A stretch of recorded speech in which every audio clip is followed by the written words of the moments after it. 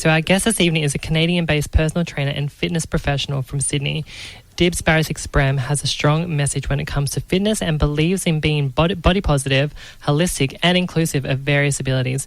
Dibs is on the line with us all the way from Canada to talk to us about all things fitness and inclusivity. Welcome to the Gender Agenda, Dibs. Thank you, Rebecca and Rowan. I'm really happy to be here with you today. So firstly, I just want to ask you, how did you get into the fitness industry? Well, I was always an active kid, and now I realize that I've had ADHD. So I've always been doing so much stuff. Like, I've tried 1,000,001 sports, dancing, you name it. So I always knew I wanted to do something active with my job. And then when I was about 19 years old, my dad passed away unexpectedly from heart disease. And so that sort of motivated me to chase my goal of being active and learn a little bit more about health and wellness and how to prevent me from passing away at a young age as well. Yeah, it's incredible, isn't it? Sometimes when we have these life-changing moments, it really puts things into perspective around our own lives. Yeah, it really helps me realize that I needed to do what I wanted to do now, not just with my career, but in so many other ways as well. Like, that was around the time I started transitioning as well. So it just opened the floodgates for me to get my life sorted.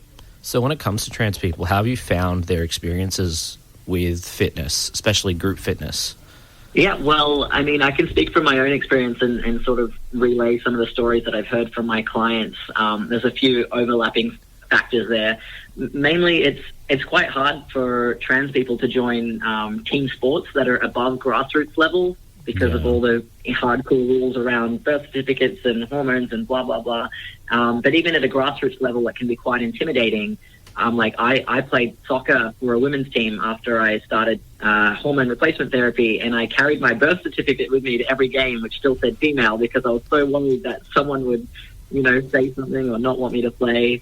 But, like, that's just the beginning of it. Like, trans people, I guess, have such a hard time filling out forms if you're going to a fitness class, because everything is so binary and gendered, and there's, like, gender terminology all the time, and the change rooms, like, which one do you go into? And a lot of trainers or gyms aren't queer friendly or don't care to look up how to make their space more inviting for trans and gender non-conforming people.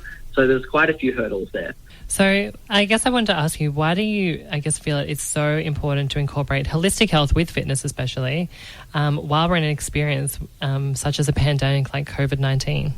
Well, we're all under a lot of stress right now. And I mean, if you already had a mental illness before this pandemic, then it's just going to be worse at the moment. And a lot of people who have never experienced anxiety are experiencing it. And so we need to look after our bodies, not just thrash them in the gym and not just, try and eat vegetables all day, every day. Like, there's other things we can do that are going to help our minds and our bodies recover from this situation. So I think I always tell my clients, like, I always ask them how are they sleeping, and I give them tips for how to get 6 to 8 hours of sleep. And are you hydrated?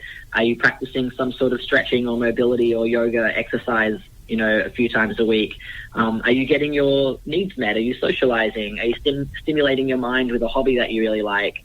Are you just going for walks to get some fresh air? There's, like, a lot of things that our body needs to be happy and to function, and, like, all of these things together work to make us feel healthy and alive. It's very true. I just wanted to ask you quickly, just as a bit of a side note, what have things been like for you in Canada with the pandemic going on? We've had, like, in Montreal is actually the biggest hotspot in Canada, so it's been a bit intense to hear the numbers and stuff on the news, but people's spirits are up. We never really had the lockdown like you guys did in Australia, like, where you couldn't leave your house unless you were going to work or to care for someone. Like, we've always been able to leave our apartment, but everything has been shut for a very, very long time now, and even the hairdressers, and, like, you can only get groceries and fuel. That's about it. Wow. So, can you tell us a bit about how you've, utilized online platforms with training? Yeah, well, I do, like, one-on-one training, and I also have a group class called Supercamp, which is for my queer following, and I do that via Zoom at the moment. I've also used, like, Instagram and Facebook Live to run aerobics dance classes, and I use IGTV to put out information about, like, how to use that weird workout equipment that you have sitting in your garage that you have never tried to use. Like, how to just use your body weight at home. So social media has really helped a lot with my audience, and Zoom has been good as well for my group classes. But yeah, I definitely think I use Instagram the most at the moment.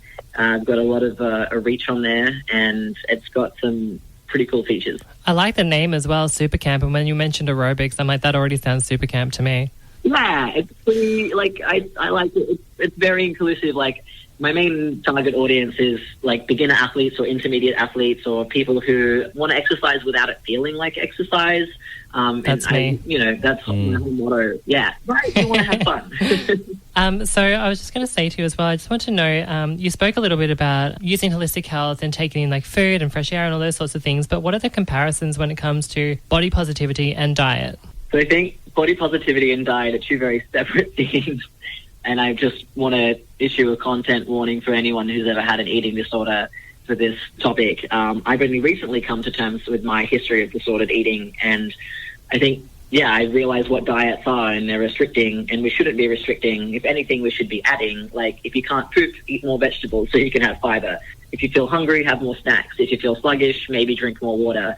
Yeah, I think body positivity to me is a very complicated subject, and I think that, like, we don't have to love, like, everyone's like, love yourself, love your body. Like, you can just be, like, happy. Like, you don't have to totally praise it all the time. You can be happy with yourself. There's nothing to worry about, really, with how you look. And there's a big problem these days, especially with social media and influencers and everything like that, and putting out airbrushed photos, and there's just so much false information out there about what the average body looks like. And a lot of people come to me, like 90% of people who come to me want to lose weight, and I sort of unpack that in my consultations. Like, we work around goals that aren't necessarily aesthetic, and someone might want to be able to run 5Ks a little bit faster, or they might be training for their roller derby game or soccer, or maybe they want to do 20 push-ups on their toes. Like, I try and make really fun goals, and goals that help people feel strong and not really focus on their body too much, because when you're feeling good, you're looking good.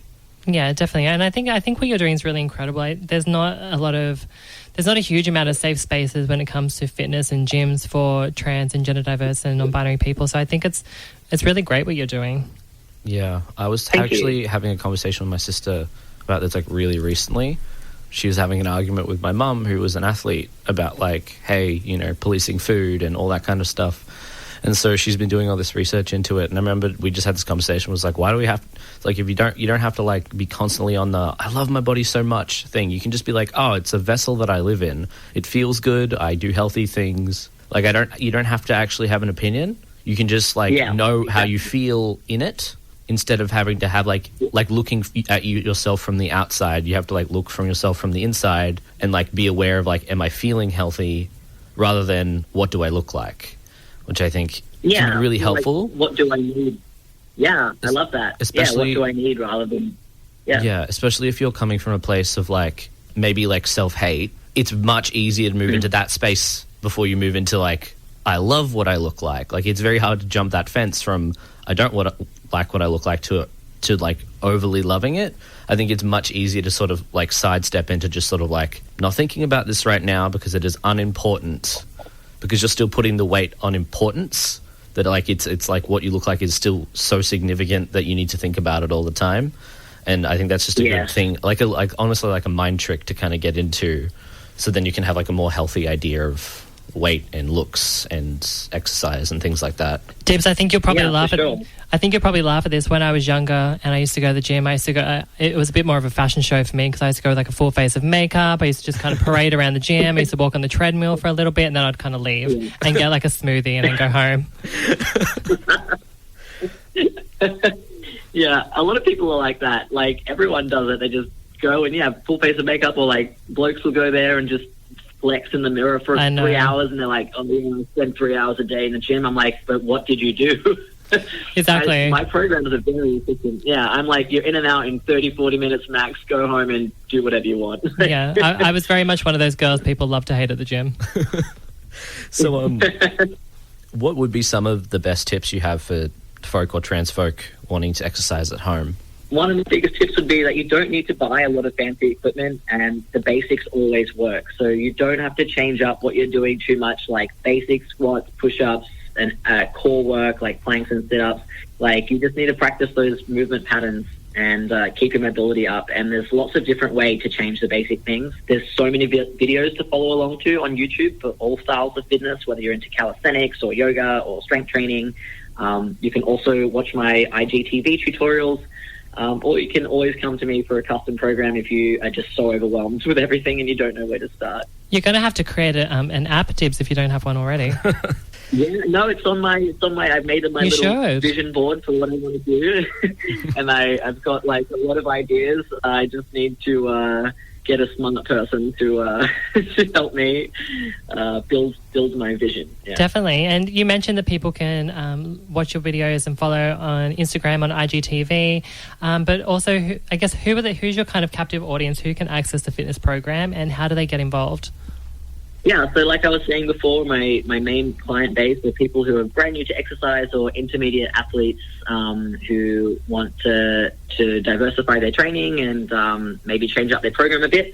I train everyone, allies as well as queer and trans people, and they can access my classes and information through my website, which is dibsfitness.com, or they can find me on Facebook at dibspt and Instagram at dibs_pt. Amazing. Thank you so much for joining us today. Yeah, so for everyone home, if you want to jump onto our social media, facebook.com/GenderAgendaJoy, or our Instagram page, The Gender Agenda, on how you can get in contact with Dibs. And once again, that was dibsfitness.com to go straight directly to the website. So Dibs, thank you so much for coming onto The Gender Agenda. You've been amazing. Thank you. You two have been too. I really appreciate your input into this really important conversation. And yeah, I love spreading the joy that fitness can be a positive and happy experience. Thank you so much. Speaking of joy, we will be right back here on Joy 94.9.